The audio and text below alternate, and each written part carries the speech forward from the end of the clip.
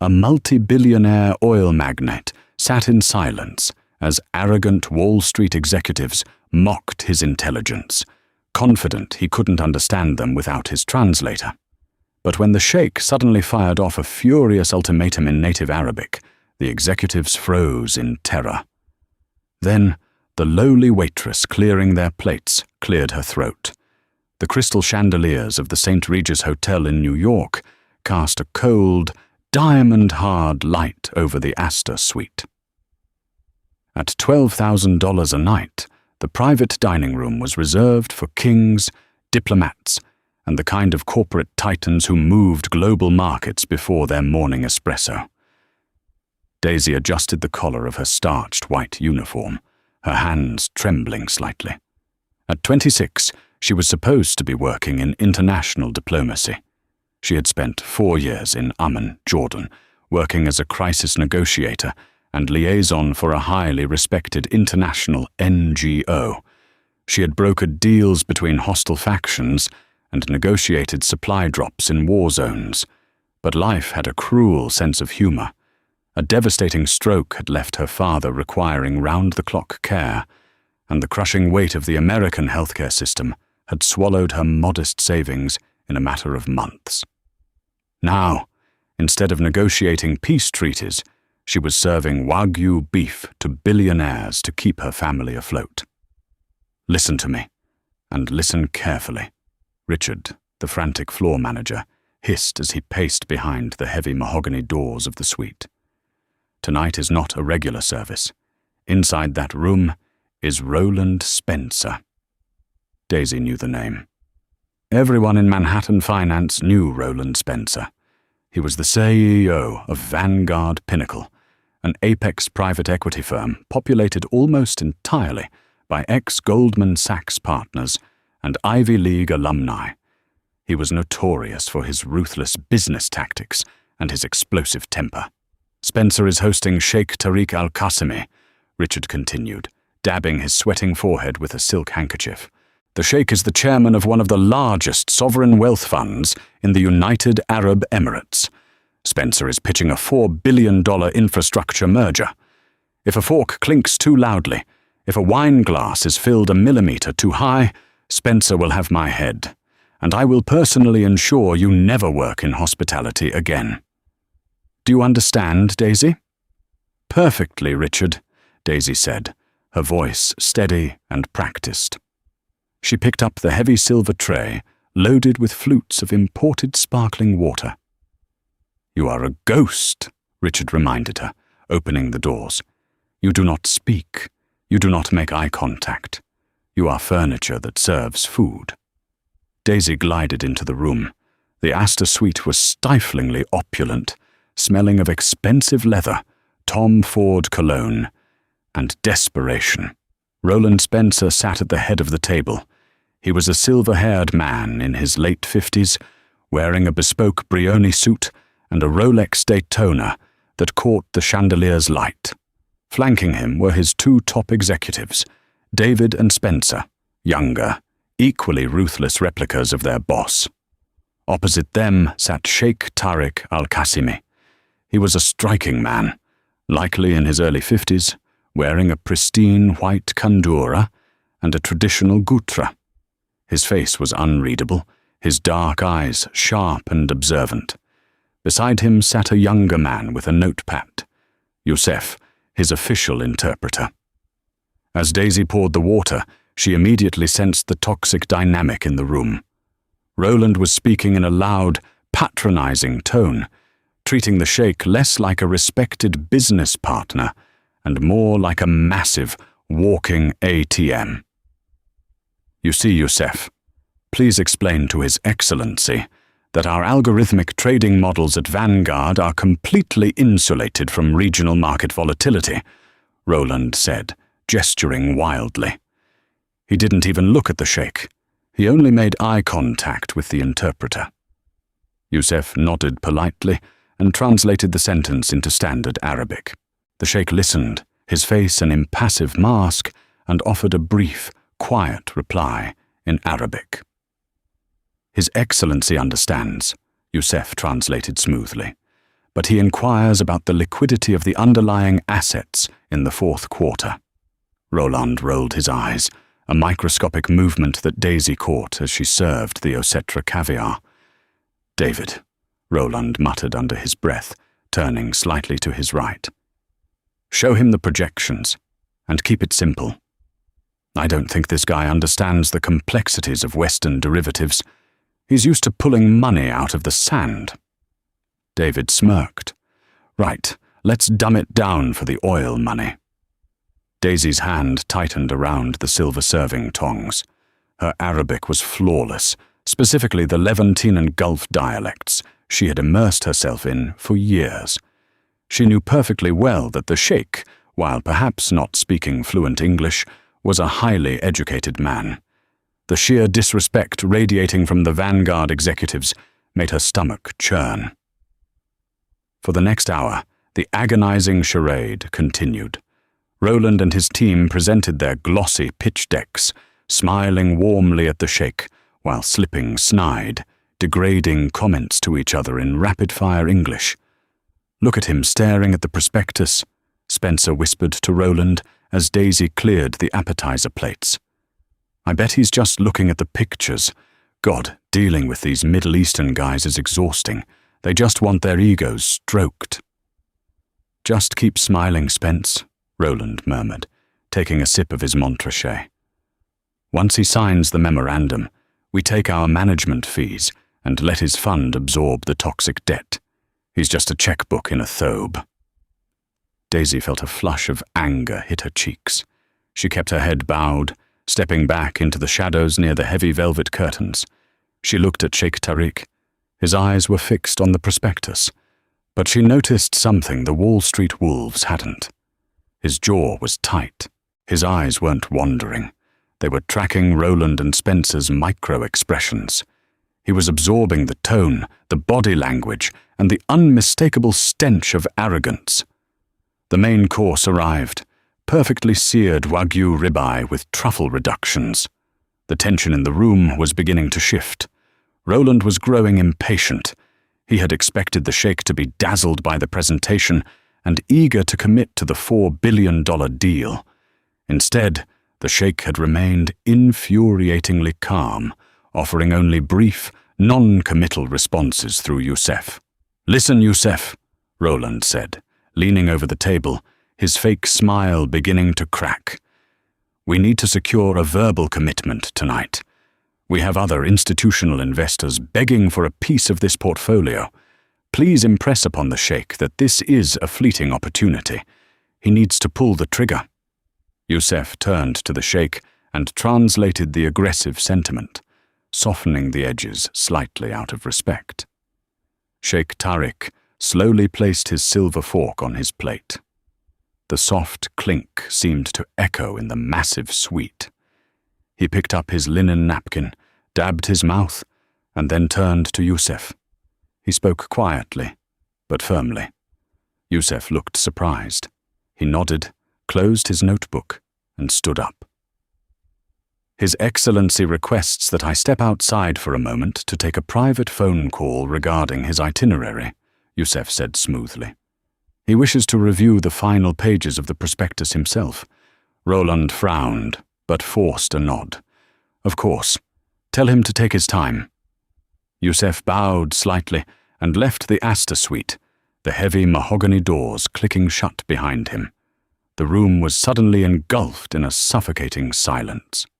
Without the interpreter, the bridge between the two worlds was gone. Roland, David, and Spencer exchanged uneasy glances. "What's he doing?" David hissed under his breath. "Why did he send his mouthpiece away?" "Relax," Roland muttered, taking a large gulp of his wine. "He probably just wants to pretend he can read the financial jargon. Let him play businessman for 5 minutes. We have him cornered anyway." Daisy stood motionless in the corner, holding a silver pitcher of iced water. Her heart was beginning to pound. She had a terrible sinking feeling that Roland Spencer had vastly underestimated the man sitting across from him. Sheikh Tariq flipped to the final page of the prospectus. He stared at it for a long moment. Then he closed the leather binder with a definitive, heavy snap. He looked up, locking eyes directly with Roland Spencer. The subservient, quiet demeanor was gone. The Sheikh's eyes were ablaze with an intense, calculating fire. Without warning, the Sheikh spoke. But he didn't speak the slow, measured Arabic he had used with Youssef. He fired off a rapid, aggressive, and highly technical barrage of Gulf Arabic. His voice boomed through the quiet room, echoing off the crystal chandeliers. It wasn't a question. It was an interrogation. Roland physically flinched, pressing himself back into his leather chair. What? He stammered, his arrogant facade shattering instantly. I don't. The Sheikh didn't stop. He leaned forward, tapping a heavy gold ring against the polished mahogany table, his voice rising in volume and intensity. He pointed a finger directly at the prospectus, rapid-fire Arabic pouring from his lips, demanding answers, dissecting the room with his tone alone. David and Spencer froze, like prey caught in headlights. "What is he saying?" Roland panicked, his face draining of color. "Where the hell is Youssef? Spencer, get out your phone. Open Google Translate." "It's not working!" Spencer hissed, fumbling with his phone under the table, his hands shaking. "He's speaking too fast. The app can't pick up the dialect. It's just translating gibberish." The Sheikh stopped speaking. He glared at Roland, waiting for an answer. The silence that followed was agonizing. It was the silence of three powerful men, realizing they were entirely powerless. Your Excellency," Roland stammered, holding up his hands in a placating gesture. "Me no understand. Youssef? We need Youssef." The Sheikh's eyes narrowed into slits of pure disgust. He asked one final sharp question in Arabic, his tone dripping with absolute authority. He crossed his arms, waiting. Roland was sweating profusely now. The multi-billion-dollar deal was slipping through his fingers in real time, and he had no idea why. He spun around in his chair, his eyes scanning the room in desperation until they landed on Daisy. "You!" Roland barked, his voice cracking with panic. "Waitress, don't just stand there like an idiot. Go get the manager. Find someone who speaks Arabic. Call the front desk. Call the damn UN if you have to. Move!" Daisy didn't move. She looked at Roland, his face red and contorted with fear and rage. Then she looked at Sheikh Tariq. She had understood every single word. The Sheikh hadn't been asking a simple question. He had just brutally deconstructed Vanguard's entire portfolio. He had asked, in highly sophisticated financial terminology, why the debt-to-equity ratio on page 42 didn't align with the offshore shell companies listed in the appendix. And more importantly, he had just informed them that he knew exactly what they had been whispering about him all evening. "Are you deaf?" Roland screamed at her, slamming his fist on the table. "Get out of here and find a translator before I ruin your pathetic life." Daisy slowly placed the silver water pitcher onto the mahogany sideboard. She smoothed down her white apron. She ignored Roland entirely and took 3 deliberate steps toward the center of the room. She looked directly into Sheikh Tariq's eyes. "Atatharia Sayede," Daisy said. Her voice was calm, clear, and rang out with flawless, unaccented Gulf Arabic. "Excuse me, sir." The effect was instantaneous. Roland, David, and Spencer stopped breathing. Their mouths literally dropped open. Daisy didn't break eye contact with the billionaire. She continued in perfect, high-level Arabic. "The executives cannot answer your question regarding the debt-to-equity ratio because they intentionally obscured the toxic assets in the Cayman subsidiaries. They were hoping your interpreters would miss the discrepancy in the footnotes on page 42. The silence in the Astor suite was absolute. You could hear the faint ticking of Roland's Rolex. Sheikh Tariq sat back in his chair, the furious tension drained from his face, replaced by an expression of profound shock. He looked at the young woman in the waitress uniform, staring at her as if she had just fallen from the sky. Roland Spencer, completely oblivious to what had just been said, but recognizing the shift in power, stared at Daisy with wide, terrified eyes. "What?" Roland choked out, his voice barely a whisper. "What did you just say to him?" Before Daisy could answer Roland, Sheikh Tariq leaned forward, a slow, dangerous smile spreading across his face. He ignored the terrified Wall Street executives entirely and spoke directly to the waitress. "And tell me, little ghost," the sheikh replied in rapid Arabic, his eyes locked onto hers. "How does a woman who serves water know more about forensic accounting than the men who claim to rule this city?" The crystal chandeliers above seemed to dim as the sheer weight of Daisy's revelation settled over the Astor suite.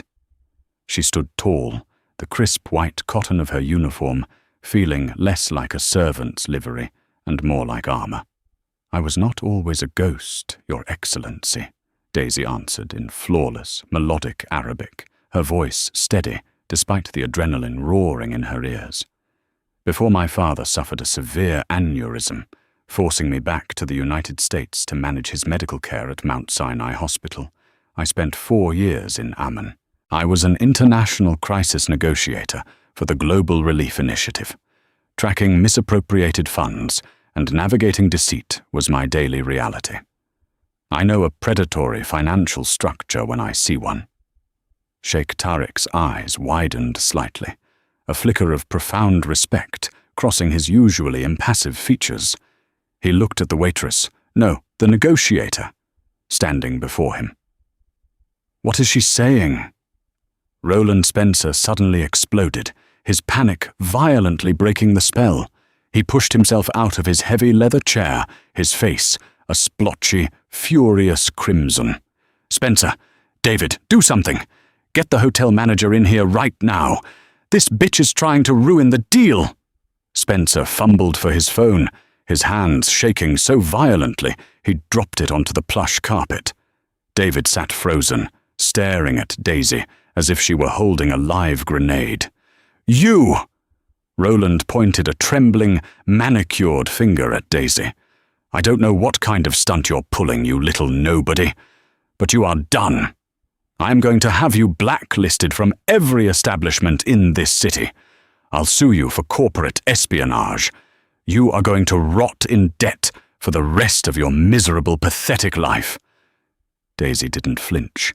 Years of sitting across from warlords in conflict zones had inoculated her against the temper tantrums of soft, overprivileged men in bespoke suits. She simply turned her head, looked at Roland with absolute pity, and then turned back to the sheikh. "Mr. Spencer is currently threatening to destroy my life and falsely accuse me of corporate espionage," Daisy translated calmly into Arabic. "He is doing this because he is terrified you will realize that Vanguard Pinnacle's fourth quarter liquidity is tied entirely to a shell corporation registered in the British Virgin Islands, heavily laden with toxic, unrecoverable debt." Sheikh Tariq al-Qasimi leaned back in his chair. He slowly laced his fingers together, resting his hands on his lap. He looked at Roland, who was practically hyperventilating, and then looked at Daisy. Then the sheikh began to laugh.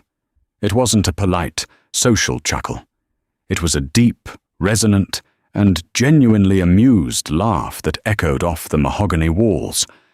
It was the sound of a predator watching its prey step willingly into a steel trap. Roland stopped yelling. The laughter unnerved him more than the Arabic. "Your Excellency!" Roland choked out, forcing a desperate, sickly smile. It's a misunderstanding. This girl is insane. We can explain everything through Youssef when he returns." The sheikh's laughter subsided, replaced by an expression of glacial, unyielding coldness.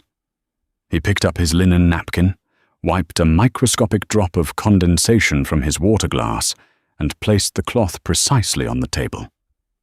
"That will not be necessary, Mr. Spencer," Sheikh Tariq said. Roland froze. Spencer gasped audibly. David gripped the edge of the table so hard his knuckles turned white. The words hadn't been spoken in Arabic. They had been spoken in perfect, unaccented, Oxford-educated English. The baritone resonance of the Sheikh's voice commanded the room with absolute, terrifying authority. You, Roland stammered, his brain short-circuiting as reality fractured around him. "You speak English?" "I hold a master's degree in global macroeconomics from the London School of Economics and a doctorate in international law from Oxford," the Sheikh replied, his tone conversational but laced with lethal intent. "So yes, Mr. Spencer, I speak English. I also speak French, Mandarin, and Urdu. But most importantly tonight, I speak the language of arrogant, deceitful men." The blood completely drained from Roland's face. He looked like a man who had just stepped off a cliff and was waiting for gravity to take hold. "Every word," Sheikh Tariq continued, standing up slowly to his full height. "Every whispered insult, every patronizing comment. He's just a checkbook in a thobe. Was that the phrase you used, Mr. Spencer? Or perhaps it was, he's used to pulling money out of the sand." Roland tried to speak, but only a pathetic, raspy squeak escaped his throat. The sheer weight of the hard karma crashing down upon him had paralyzed his vocal cords. "I knew about the toxic debt in your Cayman subsidiaries before my private jet even landed at JFK, the Sheikh said, stepping away from the table. "My forensic auditors at Deloitte spent the last 3 weeks dissecting Vanguard's portfolio. I did not come here tonight to sign a $4 billion merger. I came here to look the man who tried to defraud my people in the eye. I wanted to see exactly what kind of coward I was dealing with." The door to the Astor suite burst open. Richard, the frantic hotel floor manager, rushed in, flanked by 2 burly security guards in dark suits. "Mr. Spencer, I am so sorry," Richard cried, taking in the chaotic scene. He glared at Daisy. "I told you to serve the water and remain invisible. You are fired, Daisy. Escort her off the premises immediately." One of the security guards reached for Daisy's arm. "Take your hand off her," a voice barked from the doorway. It was Youssef, the interpreter. He stepped into the room, no longer holding a notepad, but a sleek leather briefcase. He walked directly to the Sheikh's side, his demeanor entirely transformed from a subservient translator to a sharp, commanding legal professional. "Do not touch her," Sheikh Tariq commanded, his voice cracking like a whip. "If any of your staff lays a finger on this young woman, I will purchase this entire hotel by sunrise and have you all removed by the NYPD for trespassing." The security guard immediately dropped his hands and took 3 rapid steps back. Richard turned a sickly shade of grey, stuttering incoherently. "Youssef is not my interpreter," the Sheikh explained, looking down at Roland's trembling form. "Youssef is the chief legal counsel for our sovereign wealth fund. He just stepped outside to conference with the Securities and Exchange Commission." Spencer let out a pathetic whimper, burying his face in his hands. David looked like he was about to vomit on the Persian rug. "You see, Mr. Spencer," Youssef said in flawless English, opening his briefcase. "Attempting to knowingly sell severely compromised, heavily leveraged debt as a Tier 1 infrastructure asset to a foreign national fund crosses the line from aggressive business into federal wire fraud. We have forwarded all of Vanguard's internal emails, which we legally acquired during our due diligence phase, to the regulatory authorities." You set me up," Roland whispered, his empire of lies collapsing into dust. "You ruined me." "No, Roland," Sheikh Tariq said softly. You ruined yourself. You underestimated everyone in this room. You underestimated me because of my attire and my culture. And you underestimated this brilliant young woman because she was wearing an apron. The Astor suite was silent once more, but the power dynamic had been entirely inverted. The Wall Street predators had been utterly declawed, exposed as frauds, and handed a one-way ticket to federal prosecution. Sheikh Tariq turned his back on the ruined executives, dismissing them from his reality entirely. He walked over to Daisy, who was still standing tall, her heart hammering a frantic rhythm against her ribs. The Sheikh looked at her carefully, his dark eyes analyzing the quiet strength radiating from her. "You stepped into the line of fire," the Sheikh said softly, speaking to her in Arabic once more, a sign of deep respect. "You had nothing to gain and everything to lose by speaking up. Why did you do it?" Daisy took a deep breath. "Because I spent 4 years watching corrupt men steal food and medicine from the vulnerable, Your Excellency. I promised myself when I left the Middle East that I would never stand silently in the shadows while men like Roland Spencer lied to line their own pockets. A uniform does not strip a person of their integrity." A genuine, warm smile broke across the Sheikh's face. It was the first real emotion he had shown all evening. He reached inside the breast pocket of his crisp white kandura and withdrew a heavy, solid gold business card. He held it out to her. Daisy hesitated for a fraction of a second before taking it. The metal was cool and heavy in her palm. It bore no title, only his name and a private international number. "I have a philanthropic division within my wealth fund that handles global crisis relief and infrastructure development in devastated regions," the Sheikh said, switching back to English so the Vanguard executives could hear every word. "We are currently restructuring our operations in Geneva. We need a director of international compliance and negotiation, someone who cannot be intimidated, someone who speaks the truth even when they are surrounded by wolves." Daisy stared at the gold card, her vision blurring slightly. The crushing weight of her father's medical bills, the endless double shifts, the agonizing feeling of her brilliant mind going to waste in a hotel dining room. It all seemed to suspend in mid-air. "The position comes with an 8-figure operational budget," the Sheikh continued, his voice echoing in the quiet room. "A 7-figure base salary.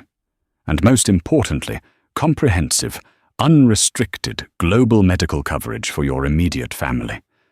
We have partnerships with the finest neurological specialists in Switzerland. Your father will have the best care the world has to offer."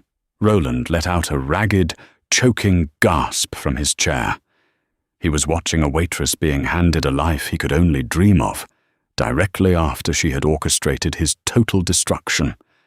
The vindication was absolute. "My private jet departs from Teterboro Airport at 7 o'clock tomorrow morning, destined for Geneva," Sheikh Tariq said, looking directly into Daisy's eyes. "If you are tired of being a ghost, Miss Daisy, I suggest you be on it." Daisy looked down at her white uniform. She reached behind her back, her fingers finding the knot of the starched apron. With one swift, decisive pull, she untied it. She let the apron fall to the floor of the Astor suite, a stark white flag of surrender to the life she was leaving behind. She wasn't just a waitress anymore. She had been reborn. "I will be there, Your Excellency," Daisy said, her voice ringing with the authority of the negotiator she truly was. "And I prefer my tea with 1 sugar during flights." The Sheikh chuckled, a warm, approving sound. "Youssef, make a note of the director's preferences." "Already done, sir," Youssef replied with a grin. Without another word to the shattered men at the table, Sheikh Tariq al-Qasimi and his legal counsel turned and walked out of the Astor suite. Daisy stood there for a moment. She looked at Richard, the manager, who was staring at her with his jaw practically unhinged. She looked at Spencer and David, who were staring blankly at the wall, their careers over. And finally, she looked at Roland Spencer, the man who had thought he owned the world. Roland looked up at her, his eyes red and brimming with terrified tears. "Please," he whispered. Daisy didn't smile. She didn't gloat. She simply offered him the cold, professional stare she used to reserve for corrupt warlords. "You should really read the footnotes, Mr. Spencer," Daisy said quietly. She turned on her heel and walked out of the heavy mahogany doors, leaving the ruins of Vanguard Pinnacle behind her, stepping out of the shadows and walking straight into the light. Did you love watching this arrogant billionaire get exactly what he deserved?